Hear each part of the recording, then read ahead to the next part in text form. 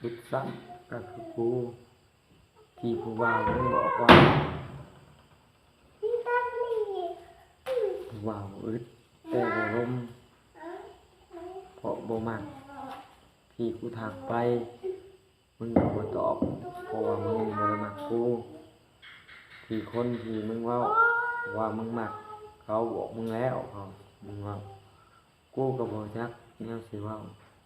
เพราะกูคือผัวมึงมักมึงคือเก่าอยากให้มึงกลับคืนมาอยู่กับลูกตอนนี้กูบดแห้ง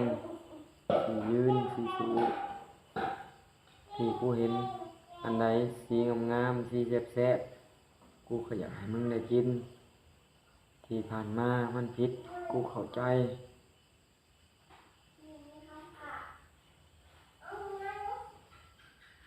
มึงว่าบ่ออกปากบ่ดังเห็นหน้ากูมึงยังสั่งไปมึงปิดประตูใส่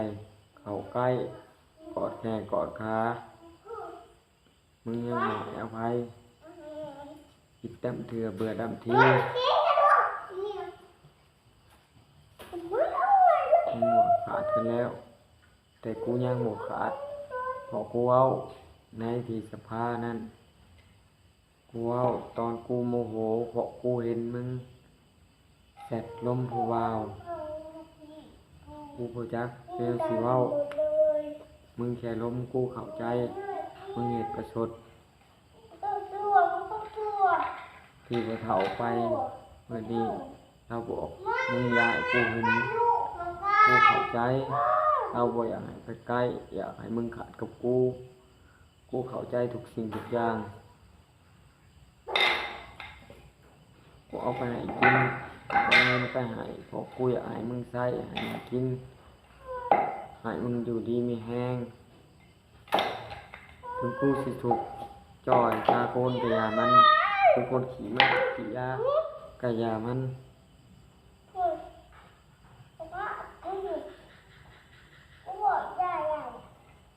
เป็นเกลือที่คนที่กูหัก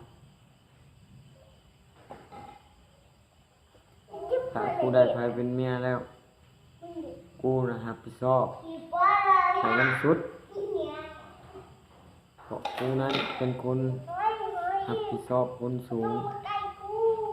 บางคนก็ว่าอ้ายเจ้าอย่าใจดีหลายบ่ได้ใจดีเขาว่าเกิดว่าเป็นเมียแล้วมันลืมบ่ได้มันลืมบ่ลงอยู่นำกัน15 ปีมาก็บ่มีหยังเกิดขึ้นแต่ว่ากูก็พยายามหาพยายามดิ้นรนแต่สุดท้ายก็ทิ้งไปจนเบิดทุกคนแต่กูเป็นคนดิ้นรนหลายเขาบ่มักคนดิ้นรนเขาบอกว่าคนที่ใช้อยู่ใส่มันก็ใส่คนที่บล็อกมึงนั่นคือคนที่มึงหักเป็นเสียวเพราะมึงอยู่กับกูมึงบ่ได้มีใจให้กูยามอยู่2 คนมึงก็รับตาให้บ่เคยมื่นตากูหูดีมึงเกินทุกอย่างมึงออกเบิดใจแล้ว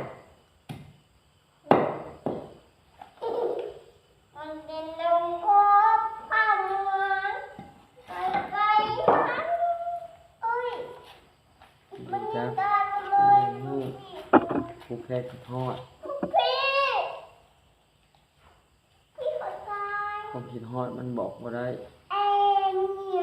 4 มื้อแล้วกูให้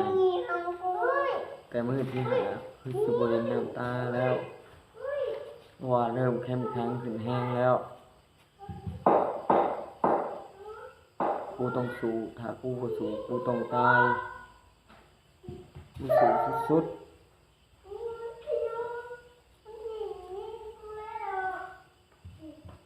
กูบ่จักแนวสิเว้ากูบ่จักแนวสิว่าแล้วบ บตีนกูก็นบแล้วพอห้องวัดจุพนกูก็พอห้องแล้วกูบ่เคยนบไผกูเคยนบแต่แม่มึงกับมึงน่ะแม่กูยังบ่เคยนบเลยกูเสียใจแม่กูตายกูยังบ่ได้ให้นำ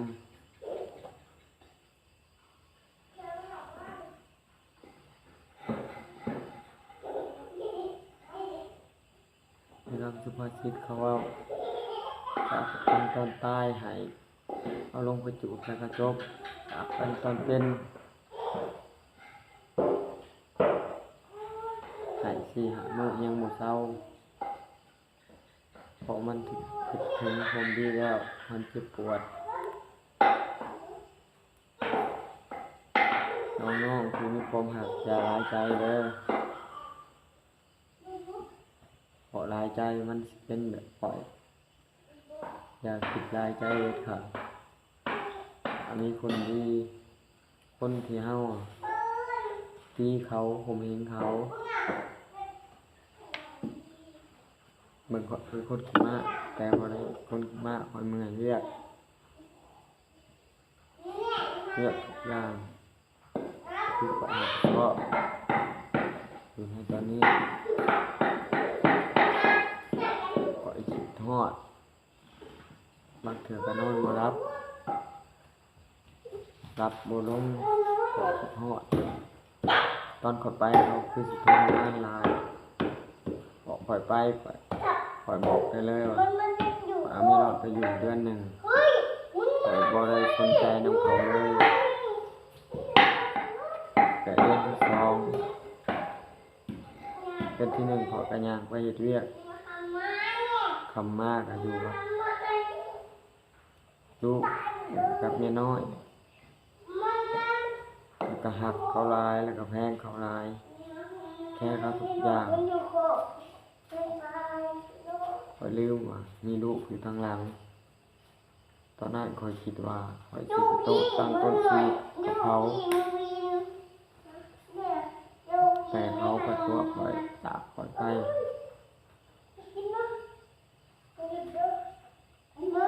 ไกลซะไปไกลซะด้วยข้ามแม่น้ำคลองไปเลยถิ่มข่อยไปแล้วข่อยจึงคิดได้ว่าข่อยกลับขึ้นมาหรือว่าบ่มีเงินหรือว่าบ่มีบัตรโทรศัพท์มีแต่เมียใหญ่เท่านั้น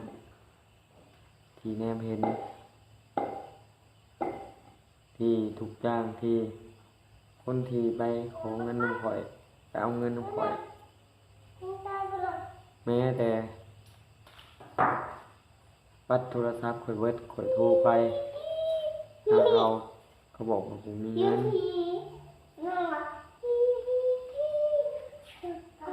ข่อยโทรมาหาเมียใหญ่เขาบอกว่าผมมีเงินแต่เขาก็บางทีเขาก็ซื้อให้บางทีเขาก็บ่มีเงินซื้อให้ลูกกินเขาเลยเติมให้บางเทื่อก็บาทหนึ่งบางเทื่อก็2 บาทก็เลยคิดว่ามีแต่เมียยังก็มีแต่เมีย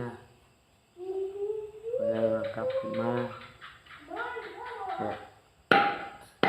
ตอนนี้คิดว่าบ่คิดมีอีกแต่ขึ้นมาเห็นเขาแค่แซดนั่นแหละที่เห็นข่อยอยากให้ก็เลยพลาดพลั้งไปคิดว่าสิเตะก้นเขาแล้วเขาปิ่นหน้ามาเลยถูกท้องเขาเลยเครียดเขาเลยเมื่อข่อยบ่จักแนวสิเฮ็ดแนวสิเว้าข่อยแค่ลงไปลูกเขากราบเขากอดแข้งเขาห้องให้รู้สึกว่าเสียของที่ล้ำค่าไปในชีวิตข่อยบ่ฮู้ว่าจักมื้อใดของล้ำค่านั้นสิกลับมาหาข่อยแล้วข่อยก็สิรอคอย ถ้าเอาไปเขาสิขามไปคือเมียน้อยข่อยก็สิตัดสินใจถ้าไปแล้วกลับมาก็เอาแต่บ่คือเก่าถ้าเอาบ่ไปกลับมาสุดชีวิตข่อยสิบ่เฮ็ดอีกเลยข่อยสิบ่เป็นคนหลายใจข่อยสิมีแต่ผู้เดียวอยากมาเท่าใดข่อยก็สิบ่เอาแล้วข่อยเสียหูเล็กน้อยครั้งนี้คือบทเรียนอันยิ่งใหญ่สำหรับข่อยถ้าเงินถ้าชีวิตข่อยบ่ตายข่อยหาได้ทุกอย่างข่อยอดอยู่ขอบตาดำๆนี่คือนักเวียกแล้วข่อยเสร็จเขาเสร็จไปข่อยก็บางเทื่อข่อยก็บ่ตอบเดือนที่2นั่นข่อยเลิกบ่ตอบบางเทื่อข่อยย่างมาเวียกข่อยเมื่อยหลายเคยได้ยินคำว่าคำนี้อีกเฮ้ยมาเซ็นแน่ๆรถเอาเลยตอบว่าแต่มึงยืมเงินมากินกับเมียน้อยมึงยังได้มึงอยากไปเหตุการณ์มาหาให้เขากินมึงยังเฮ็ดได้มึงย่างไปรถข่อยเลยย่างไปให้เงินเดือน5 ล้านปลายข่อยโฮมไว้ข่อยเลยเอาไปดาวน์รถ5 ล้าน 3ได้รถคันนั้นมาข่อยคิดว่าข่อยสิเฮ็ดเวียก2หน้ารับเหมาแน่เหตุการณ์อยู่หั่นนำแต่แล้วมันก็บ่เป็นไปตามคิดหัวหน้าเลยว่าถ้าน้อยบ่มาก็ให้ออกข่อยเลยตัดสินใจออกเอาหมวกกับเสื้อไปส่งข่อยเลยไปเฮ็ดเวียกรับเหมาแต่มาได้3 มื้อเมียลากไล่ข่อยลงไปข่อยบ่ลงเพราะเวียกรับเหมายังบ่แล้วถ้ามึงบ่หนีกูสิหนีเองแล้วมื้อที่มื้อที่3มาเมียก็ว่ามึงอย่าไปรถซาเล้งกูมื้ออื่นเช้าข่อยเลยขี่รถจักรไป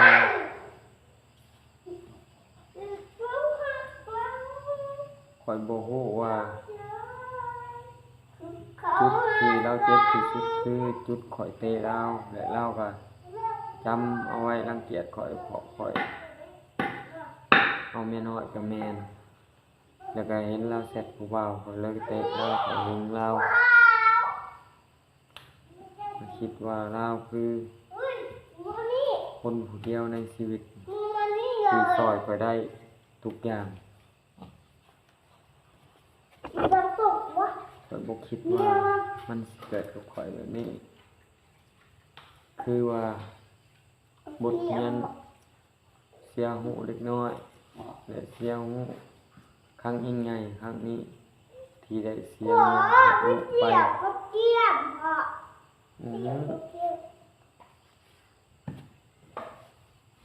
ข่อยสิเป็นบทเรียนในชีวิตข่อยตลอดชีวิต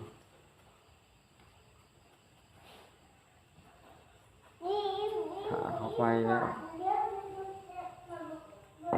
มันก็สิมีแนวสะพายหลายอย่างถ้าว่าเขากลับมาเขาไปเป็นคนดีถ้าเขาไปชั่วกว่าเก่าโคตรชั่วบ่แม่นว่าชั่วธรรมดาโคตรชั่วและสิเป็นเสือคืออย่างที่ว่าเสือบ่มีหัวใจ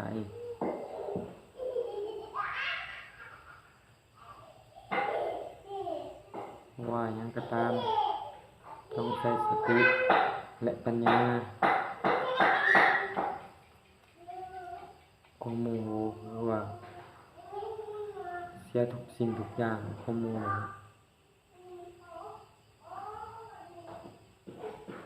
คนที่เขาต้องการแต่เงินเห็นคุณค่าแต่เงิน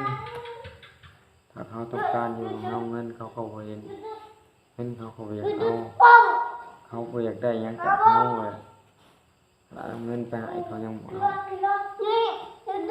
เงินไปให้300,000นี่เขาก็ยังบ่เอาเลย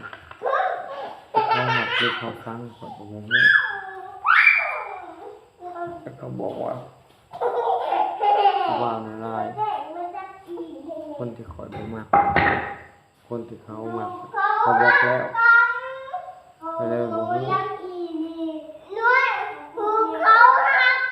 เขาใส่เขาเฮ็ดอีหลีบ่จักแต่ว่าเป็นบทเรียนในชีวิตมันยิ่งใหญ่เลยโอ้โหว่าเขาสิกลับมาเมื่อใดเขาเป็นคนเฮ็ดก่อนเขาตายเฮ็ดเขาตายให้ทุกสิ่งทุกอย่างคอยบอกเบิดก็ขอโทษคำเดียวสั้นๆคือขอโทษยังไม่เจ็บลบคือเก่าแต่มาข่อยสิบ่ตอบหยังเลยสิให้เตะให้ตีให้สั่งให้สอนลูกข่อยสิบ่สั่งบ่สอนเห็นมันเกาะกันเพื่อกันเขาก็สิเชยอยู่มันอยากสิเอาแบบเอาลงวิดีโอเอาลงหยังข่อยก็บ่ฮู้แล้วแต่ข่อยได้แค่ภาพเพราะวันนั้นบ่มีแล้วผมเหนื่อยคอยคิดผมเหนื่อยคอยท้อเบิ่งตา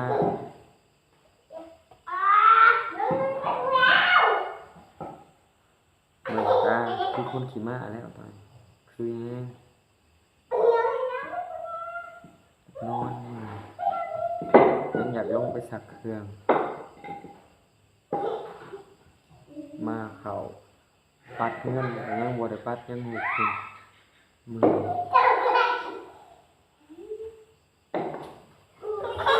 ตอนนี้ใครว่าที่มาอยู่เชียงขางกว่า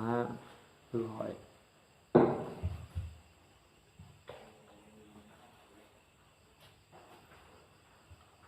ถ้ามีคนมาปล่อยสิหักชุดไปหาเงินขอให้แต่ลูกชายลูกสาวก่อน2 คนนี้ขอหักเงินเดินเข้ามาในชีวิตข่อยตอนจบผิดหวังข่อยสิหักชีวิตข่อยเลยข่อยสิหาแม้แต่ชีวิตข่อยถ้าอยากเฮ็ดคือ2 คนที่ผ่านมาสิเมื่อก็รักนี้นั่นสิไปก็บ่บอกไปแล้วก็มีคนใหม่ไปแล้วจะลงคนใหม่ถ้าเขาบ่บอกคือสิบ่คิดเห็นข่อยทักไปเขาบ่ตอบคือสิเศร้าแน่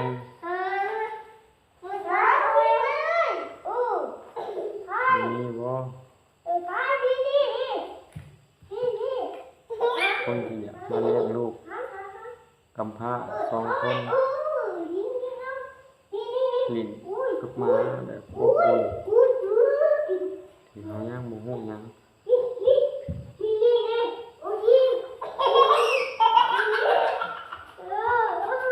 คนที่สิไปที่ใจดำที่สุด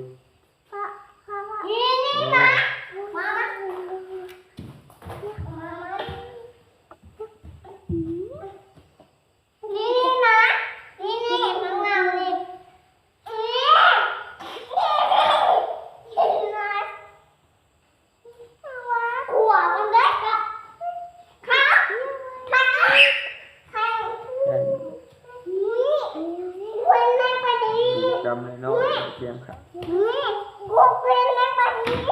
ก็ดูอิดจับปูนทั้งหมดเลยครับ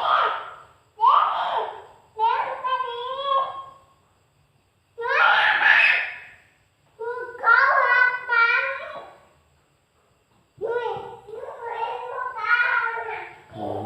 อยู่กับลูกชีวิตเลยบอกเอาไปอีกแล้วบ่เลือกไว้อีกโอเค